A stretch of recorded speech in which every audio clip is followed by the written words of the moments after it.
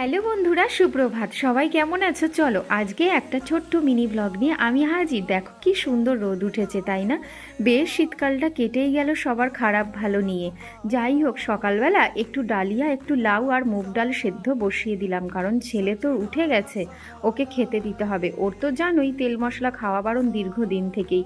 এদিকে আমি আবার একটু লেটে ওঠার জন্য ব্রাশটাও লেটে করছি, ব্রাশটা তাড়াতাড়ি করছি। আর এদিকে মাথায় অনেক চাপ, কারণ আজকে বাবু সোনার বেশ কতগুলো দিন হয়ে গেল আজকে কাটতে আসবে ওর সেলাইটা, কারণ যেখানে ওর অপারেশন হয়েছে। আর আমি সকালবেলা বেশ কিছুদিন হলো এই জিনিসটা খেতেই ভুলে গেছি, তাই জন্য আমার আবার শরীরটা অ্যাসিডিটি প্রবলেম হচ্ছিল। তাই আমি আবার আমলা জুসটা একটু হালকা উষ্ণ গরম জলে প্রতিদিনের মতো আজও খেয়ে নিলাম, যেহেতু কতদিন মিসিং গেছে।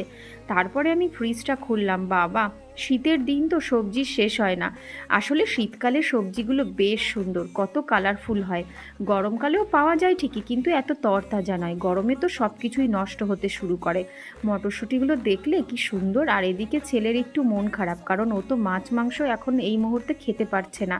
ওকে আবার একটা বই দিলাম, বললাম বসে বসে পড়, কারণ কি শরীর খারাপ তো কি হয়েছে, পরীক্ষা তো এসেই গেল। এদিকে ভাতটাও ফুটতে শুরু করে দিয়েছে, কারণ তাড়াতাড়ি সকালে রান্না করব। মাছটা দেখলে তোমরা, এই মাছটা আমার অত প্রিয় নয়, খালি কড়াই বসিয়ে দিলাম। এই কড়াটাতে মাছ ভাজা খুব সুন্দর হয়। চলো পরের ভিডিওতে দেখাচ্ছি কি রান্না করছি।